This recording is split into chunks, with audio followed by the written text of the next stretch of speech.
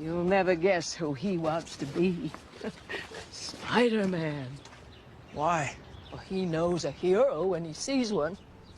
Too few characters out there flying around like that, saving old girls like me. Lord knows, kids like Henry need a hero. Courageous, self-sacrificing people, setting examples for all of us. Everybody loves a hero. People line up for them, cheer them, scream their names, and years later they'll tell how they stood in the rain for hours just to get a glimpse of the one who taught him to hold on a second longer. I've been watching superhero content for my entire life. I have vivid memories of watching Ben 10 on my little 20-inch TV in the family room. I remember watching the same DVD of X-Men Evolution and Justice League Unlimited hundreds of times. I saw my first Marvel movie when Iron Man 2 came out in 2010. I've grown up, and while some of the comic book media I used to love, I don't love as much, there's still one thing I can't get enough of.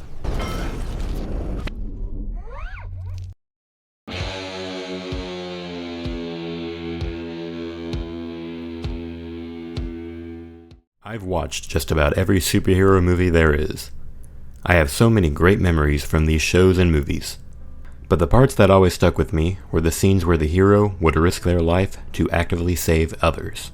And I don't mean indirectly saving them by stopping the villain's plot, but by helping tangible people who needed a hero more than anything. But recently I've noticed there are a lot of comic book movies, but not a lot of scenes of the heroes actually saving people. We may get some quick moments here or there, but it is rare that we get entire extended sequences of the hero saving innocent civilians. And quite frankly, I miss it. So I want to talk about some of my favorite moments in comic book movies where we get an extended sequence of the hero saving people. There's a lot to love about this movie. The first time we get to see Wolverine in an R-rated movie would unfortunately be the last time until 2024. They pack a lot into this movie, and it is definitely a top 10 comic book movie of all time. But there is one scene in particular, that I still think about. To set the stage, Logan has brought essentially his daughter to a safe haven where other mutant children are hiding out, trying to escape a group of scientists who want to capture and experiment on them.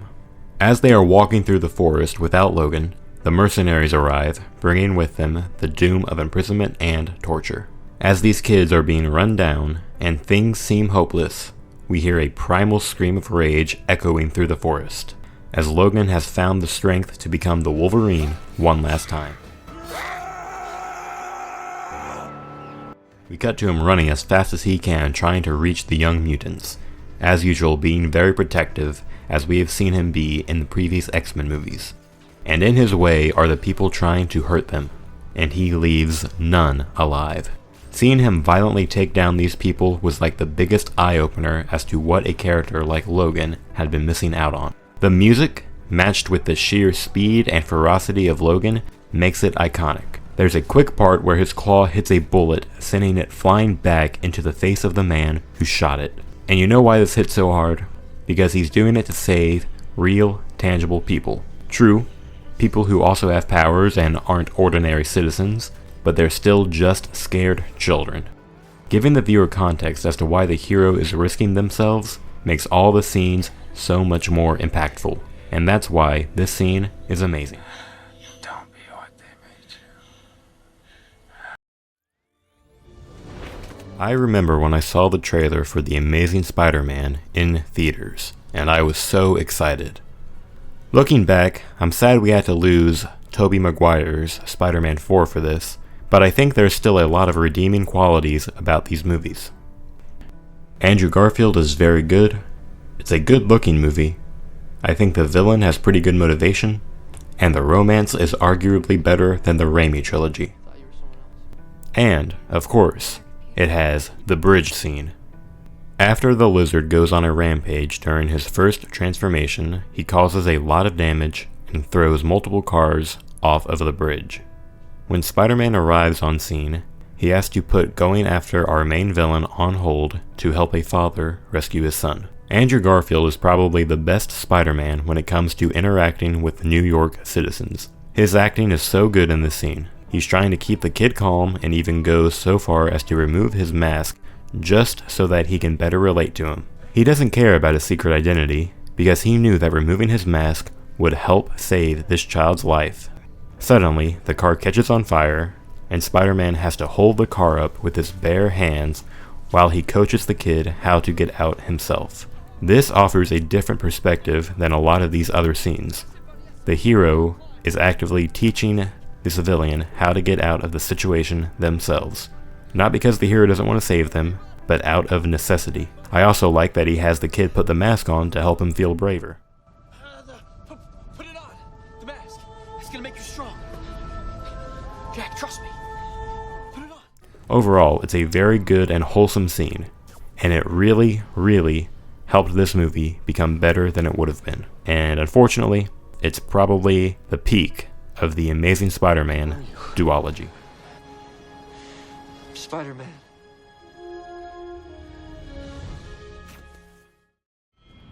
In 2008, we got the movie that kicked off the biggest franchise of all time. Robert Downey Jr. was the glue that held the MCU together for over a decade. And when you watch this movie, it's not hard to see why. RDJ was basically born to play this role. He is effortlessly charismatic, but can still be dramatic when he needs to be. And we really get to see that in the scene where he decides to help people in a war-torn country. We see the internal struggle raging within him as he contemplates what his inventions have done and all the harm they have caused. He sits on his luxury sofa surrounded by riches gained from blood, all the while tinkering with the first piece of technology he has made that will only be used for good. And he stands up and looks at himself in the mirror, and he shatters the reflections of his past self and officially becomes Iron Man. It's almost not worth mentioning how good the suit-up scene is. It still holds up to this day. But the scene that I want to talk about is where he lands right in the middle of a group of terrorists about to kill the father of a family. He doesn't hesitate, he doesn't ask politely, he doesn't negotiate. He just starts taking care of business right then and there. But even while doing this, we still see that he has the citizens in mind. He changes his tactics to something more safe and subtle so that he can save them. He lets the father reunite with his family after saving all of them. But the real cherry on top is when he gives the leader of this group of terrorists to the civilians, so that they can do with him as they see fit. He's all yours. This scene perfectly fits the tone of Iron Man. It's rough, quick, and merciless, but he still has the safety of the people as his top priority, which is what makes him a hero.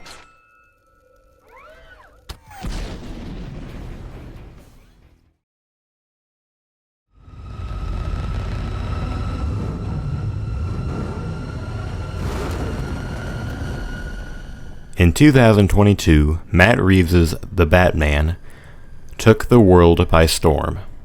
It made nearly $800 million at the box office and immediately became the talking point of the internet for a long period of time.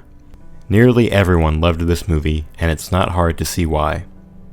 The thrilling and gritty action scenes matched with the amazing cinematography brought the Batman comics to life in a way like never before. All the actors were cast perfectly and made the characters feel so real.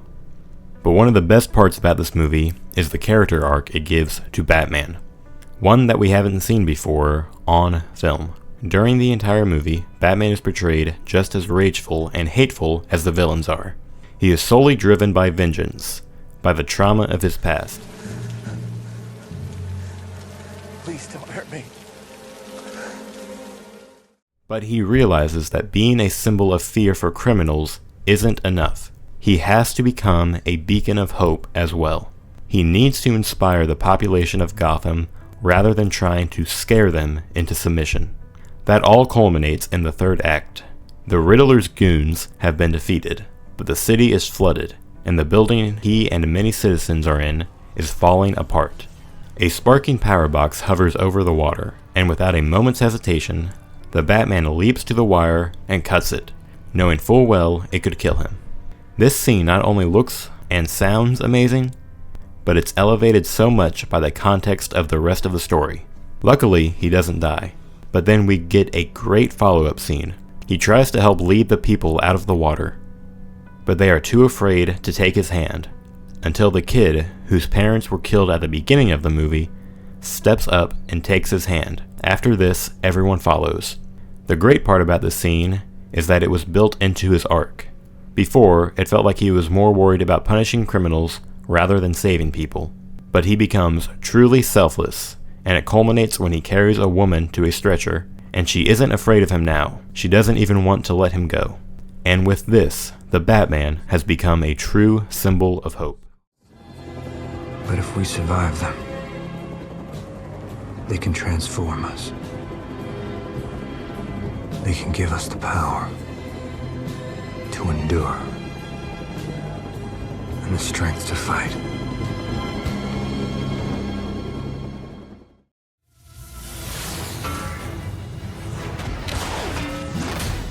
Iron Man 3 was a divisive movie when it came out, largely due to the twist with the Mandarin. But a lot of people overlook the other great elements about this movie. It has probably the best story in all the Iron Man movies. The acting is still great. The third act is one of the best in the MCU in my opinion. But there is one scene that elevates it above a lot of the other Marvel movies for me. The bad guys have infiltrated Air Force One and Iron Man arrives, but not before the right hand of the villain blows a hole in the plane and all the passengers are sucked out. Iron Man then has to swoop down and have them grab each other. One of the things that makes this stand out is that the civilians are actively involved in saving each other. The music makes it so much more tense, with a ticking clock element in Tony's mask reminding him how close they are to the ground. It all serves as an excellent set piece, and one of the most memorable in the MCU.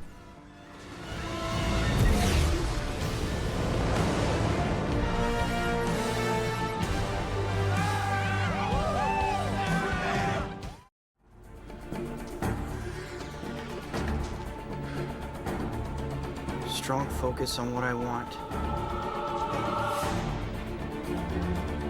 Spider-Man 2 is one of the greatest superhero movies ever made, and one of my personal favorite movies of all time. It was basically the first superhero movie to give heavy characterization to the alter ego rather than the hero. We get to see Peter Parker's struggle to juggle being Spider-Man and being himself. There is a heavy internal conflict brewing within the main character, and we actually see him give in. He gives up being a hero, and he gives up his responsibility so that he can live his life. But he soon realizes that he can never truly give it up, because he is Spider-Man and Spider-Man is him. It's not just a mantle, it's who Peter Parker is. He's a good person, and he truly does want to help other people. We see this when he saves a little girl from a burning building without his powers or his suit. This isn't the scene of discussion, but I have to say I always think about this scene, and it almost brings a tear to my eye when I watch it. Even though Peter doesn't have his powers anymore, he still risks his life to save someone, proving that you don't need any special abilities to be a good person. But the scene I really want to talk about is the train scene. It's iconic for a reason. After Doc Ock kidnaps Mary Jane, Peter's powers return to him, and we get one of the greatest transitions of all time.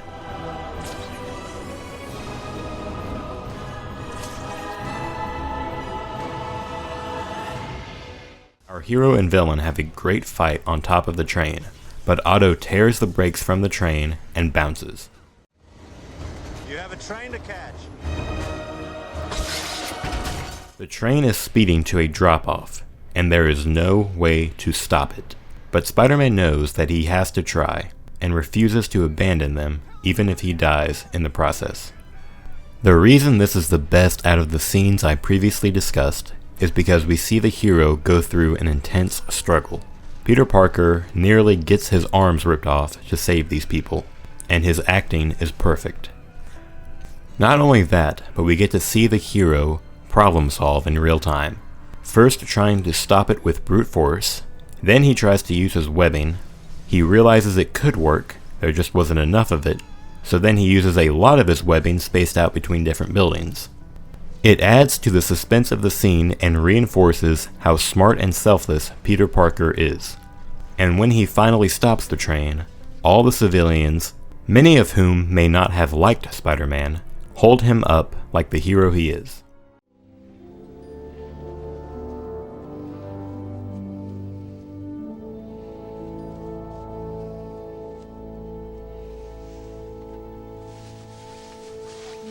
It's good to have you back, Spider-Man. At this point, there are probably about 100 superhero movies, but for some reason, only about 10% of them involve the hero directly saving people.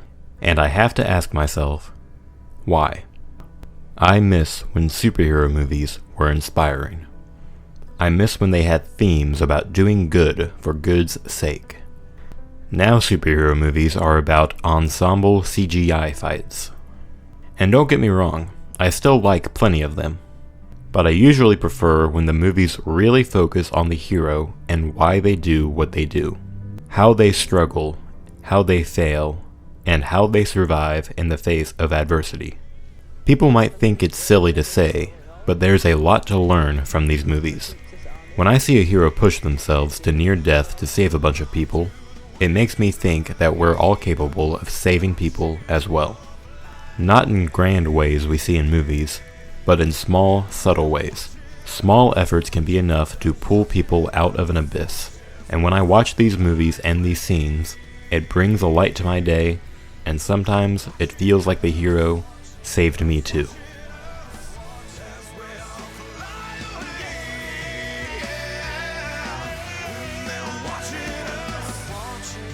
Watching us as we all fly